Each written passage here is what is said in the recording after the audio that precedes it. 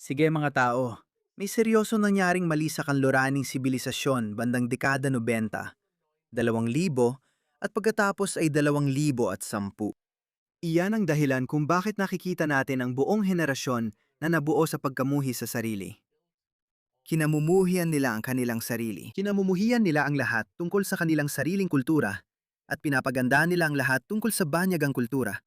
Kahit gaano pa ito kabangis at kaprimitive, kahit gaano pa ito kapinsala, kahit gaano pa ito kadelikado para sa sarili mo, para sa iyong sariling kaligtasan, pinapaganda pa rin nila ito. Anong nangyari? Sa tingin ko, ang ating akademya ang unang na brainwash. Maraming pera mula sa Qatar ang nagsimulang pumasok. Maraming anti-kanluraning propaganda ang pinadali ng mga pamahalaan sa kanluran at woke na politiko. Pati na rin ang konsepto ng multiculturalism. Iyan ang naging pinakamalaking sakuna sa sibilisasyon ng kanluran mula noong ikalawang digmaang pandaigdig. Dahil kung anuman ang nangyari bago ang ikalawang digmaang pandaigdig, maraming bagay ang nangyayari noon. May mga nagaganap na teknologikal na pag-unlad at maraming bagay ang nangyayari. At nauwi ito sa isang mapangalib na sakuna tulad ng ikalawang digmaang pandigdig kung saan 10 milyong tao ang namatay. Pagkatapos nun, nagbago ulit ang direksyon ng kanluran. Sabi nila, hindi na kami magiging nasyonalista o ipagmamalaki ang aming kasaysayan at kultura, kaya magiging multikultural ang aming sibilisasyon. Makalipas ang 80 taon, kita ng mga bunga nito, nagkakawatak-watak ang sibilisasyon ng kanluran. Tingnan mo itong babaeng kanluranin, itong Amerikanong babae, na pupunta sa Afghanistan para makasama ang kanyang Prince Charming. Sige, ipapatugtog ko sa iyo ang video na ito. Palagi akong tinatanong ng tanong na ito, kaya naisipan kong sagutin ito sa pamamagitan ng isang video. Nagkakilala talaga kami sa Snapchat noong Hulyo ng 2024 at hindi namin Yung lalaking yon ang kanyang Prince Charming. nakita lang kami sa totoong buhay noong Desyembre noong 2024. Hindi ko talaga hinanap ang relasyon pero nagpalitan kami ng WhatsApp numbers.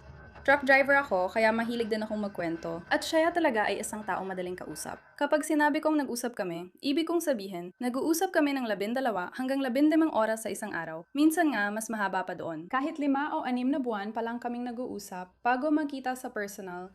Ang IRL ay ibig sabihin na in real life o sa totoong buhay. Parang hindi ako nakipagkita sa isang estrangero, totoo, kasi sobrang dami na namin oras na ginugol sa pagkilala sa isa't isa, sa telepono at sa pag-uusap. Kaya pakiramdam ko parang matagal ko na siyang kilala nung nagkita kami. Kaya sa puntong ito, 2 taon na kaming long distance. Well, hindi pa talaga buong 2 taon, pero halos 2 taon na. At handang-handa na akong makasama siya kahit dito sa US, kahit sa Afghanistan. At saka, ito ay opinion ko lang. So tingin ko, mas maraming babae sa US ang dapat lumabas sa kanilang comfort zone at makipag-date sa mga lalaki sa labas ng US, magpakasal sa mga lalaki sa labas ng US, kung ano man ang gusto mong gawin. Galit na galit sila sa mga western na lalaki o puting lalaki na handa silang pumunta ng Afghanistan. Pinakamalamya talaga ang mga western na lalaki sa mundo. Hindi ko sinasabi na walang karahasan sa tahanan sa lipo ng western, pero malaki na ang ibinaba nito. Katulad ng sinasabi ko na ang mga westerners ang pinaka-hindi racist na mga tao, ganon din ang mga westerners ang pinaka-hindi marahas na mga tao. Ang mga westerners ang pinaka-hindi mapuot sa kababaihan. Pero sino ang pinalit nila? Sila itong mga lalaking ito. Pakiramdam ko, hindi talaga mga lalaki ang sagot. Lalo na dito sa US na may red pill con Siya mismo ang nagmamaneho ngayon. Wow! Siya pa rin ang nagmamaneho ng truck habang nagsasalita at nagvi-video. Sana may ibang driver.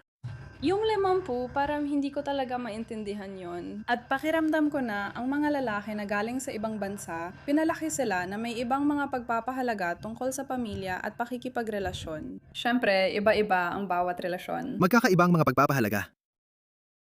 Oo, lumaki sila na may iba-ibang pagpapahalaga sa pamilya. Ingnan mo, na-brainwash siya ng Islamistang propaganda.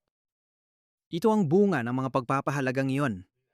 Pangunahing hinihiling ng mga kababaihang Afghan ang karapatang magsalita sa publiko matapos ipagbawal ito ng gobyernong Taliban noong nakaraang taon.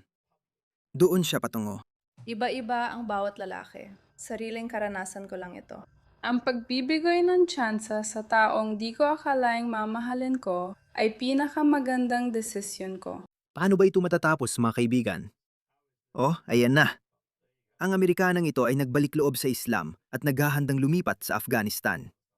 May isa pang video, panurin natin. Amerikana ako na lilipat sa Afghanistan. At ito ang ikalawang bahagi ng mga regalong natanggap ko mula sa pamilya ng asawa ko. Pinapadalan siya ng mga regalo, krayola, mga texture at mga marker. Paano kaya ito magtatapos? Para ito lahat sa mga bata. Kaya, una sa lahat, kumuha ako ng ganitong coloring book. Akala ko ang cute na to para sa mga babae. May mga stickers, stencil, at iba pang gamit na pwede mong gamitin pampaganda at pangkulay ng mga pahina. Kumuha ako ng Spider-Man na coloring book para sa mga lalaki, kaya kumuha rin ako. Malinaw na umorder siya niyan mula sa Amazon dahil wala namang ganitong mga bagay sa Afghanistan. Siyempre, kumuha rin ako ng mga colored pencils para doon. May mga Crayola at mga pantasa na cute sa tingin ko. Kumuha rin ako ng mga puzzle. Kumuha ako ng 48. Iniisip niya na. Akala ng Afgan niyang nobisyam na taong gulang siya. Diyos ko, magagalit siya kapag nakita niya siya. CSC Toy Story. 350 pirasong cottage. 500 piraso makukulay na gusali. Sinubukan kong kumuha ng maraming puzzle na iba-iba ang laki. Hindi ko alam kung uso ang water balloon fight sa Afghanistan, pero nakita ko ito at naisip ko, sino bang hindi natutuwa sa masayang water balloon fight? Kinuha ko ito kasi maganda na ikaw mismo ang bubuo nito. Magkakaroon siya ng laban ng water balloon sa Afghanistan, sa Kabul, na napapalibutan ng Taliban.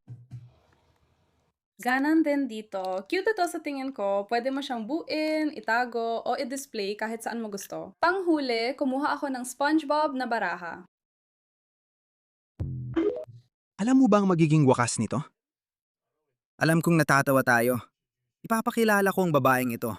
Nasa kaliwa siya. Isang babaeng Pranses na nakatira sa Australia ang nakilala ang lalaking Pakistani. Sumama siya sa kanya noong 2014 papuntang Pakistan, kung saan ikinulong siya ng kanyang asawa at pinag-anak siya. At ganito na ang itsura niya ngayon matapos ang 12 taon. Hindi ko ito gawa-gawa. Pakinggan mo siya mismo. Siya ito. Assalamualaikum, ako si Sydney Sinabena, isa akong mamamayang Frances. Sa kasalukuyan, nakatira ako sa Bala. Dumating ako sa Bala noong 2014 at dumaan ako sa napakahirap na mga pagsubok. Sa napakahirap na mga pagsubok, katulad ng babaeng yon. Nagmahal siya sa isang lalaking tribo na parang galing pa sa 400 taon na ang nakalipas. Hindi siya nakinig sa mga kaibigan, hindi rin nag-research. Inisip lang niya, ano ngayon? Ano bang pwedeng mangyaring masama? Kaya nagpunta siya sa Pakistan. Ako ay Muslim at gusto kong pasalamatan ng iba pang mga opisyal na pumunta para iligtas kami at dinala nila kami. Inilabas nila kami mula sa isang mahirap, napakahirap na sitwasyon at labis kami nagpapasalamat. At kailangan kong magpasalamat sa kanilang tulong para sa aming buhay. Lubos akong nagpapasalamat para sa aking buhay at sa aking mga anak. Maraming salamat sa inyong lahat para dito. Mula sa aking puso. Kaya ang kwento niya ay kumalat at naging isang internasyonal na issue. At pagkatapos ay nakialam ang gobyerno ng Pakistan at inutusan nilang mga pulis na iligtas ang babaeng ito mula sa isang napakatribal na rehiyon na tinatawag na FATA, na ang ibig sabihin ay Federally Administered Tribal Area. Hindi ito itinuturing na ganap na bahagi ng Pakistani Federation dahil walang batas ng Pakistan na umiiral doon. Kilala ito bilang mga tribal area. Sa Urdu, Ilakay Gerang tawag. Ibig sabihin ay hiwalay na lugar. Kaya pati pulis, hindi pumupunta ron dahil walang batas ng Pakistan doon. Medyo lumana rin ang mga batas ng Pakistan kumpara sa pamantayan ng kanluran. Pero kahit sa Pakistan, hindi rin daw na ipapatupad ang mga batas doon dahil masyadong secular o makakanluran. Kaya nga nailigtas siya dahil isa siyang babaeng taga-kanluran at naging internasyonal na balita ang kwento niya. Iyon ang dahilan kung bakit nakialam ang gobyerno ng Pakistan at inilabas siya roon. Pero hindi mangyayari yun sa babaeng ito. Dahil kahit sa papel, nakikipagtulungan pa rin ang gobyerno ng Pakistan sa mga gobyerno ng kanluran o kaya nilang mapilit ng mga ito. Pero ang Taliban? Woohoo! Hindi sila nakikinig, mahal, kahit kanino. Ito ang mangyayari sa kanya. Hindi na siya makakalabas kapag pumunta siya doon. Di ko alam kung gusto lang niya ng clicks o totoong pupunta siya sa Afghanistan.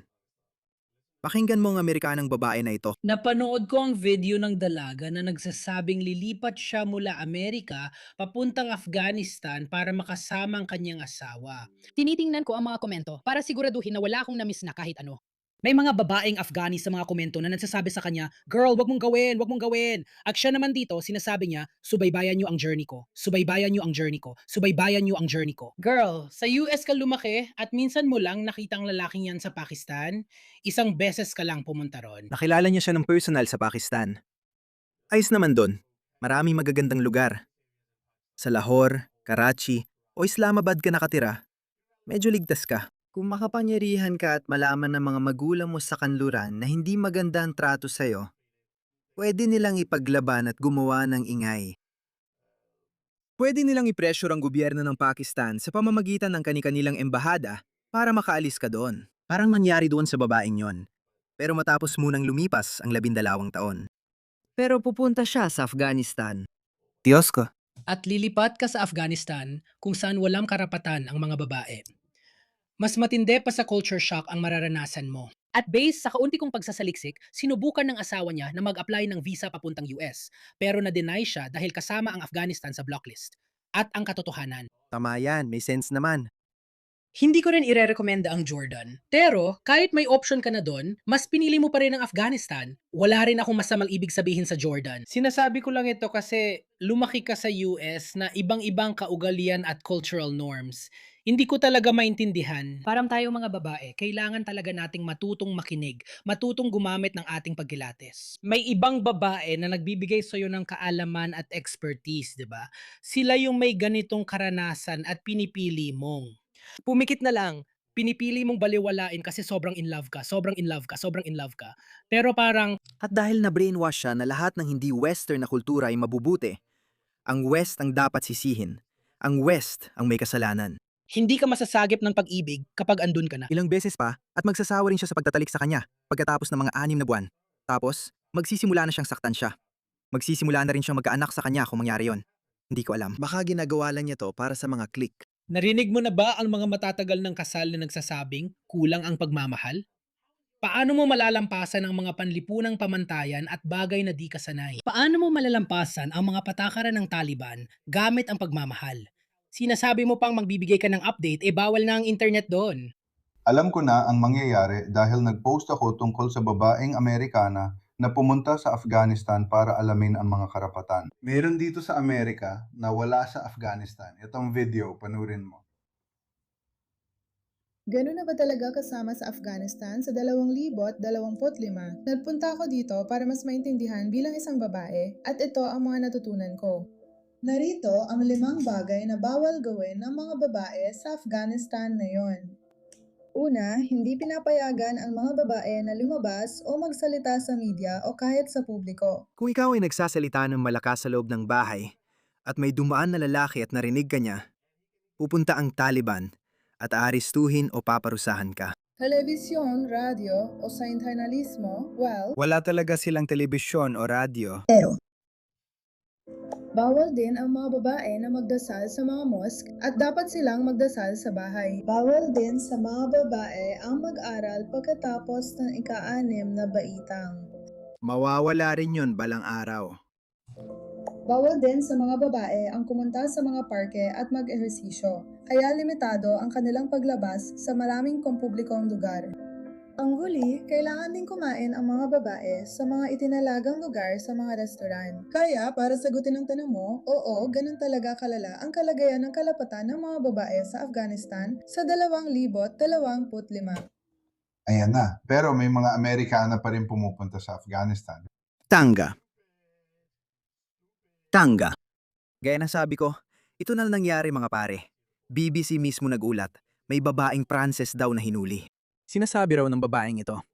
Tingnan niyo itsura niya ngayon. Dati, di pa siya pinapakita sa litrato. Sinasabing kinulong daw siya ng asawa ng 12 taon at nasagip sa Pakistan noong ika-24 ng Hunyo. Bagong balita ito mga pare. Isa pa Amerikanang babae ang nagbabala sa kanya.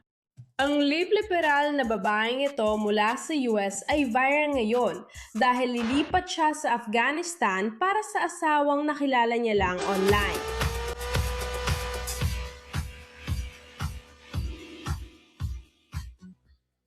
Ipinapakita niyang kumukuha siya ng ID para sa Afghanistan na kasalukuyang kontrolado ng Taliban. Paalala sa lahat, ang Afghanistan ay nasa do not travel list ng mga Amerikano. Pero porsigido at determinado pa rin ang babaeng ito na lumipat doon. Sabi niya, sinabi ng internet na huwag akong pumunta sa Afghanistan noong 17 ng Agosto para makasama ang asawa ko. Kaya ano nga bang gagawin niya?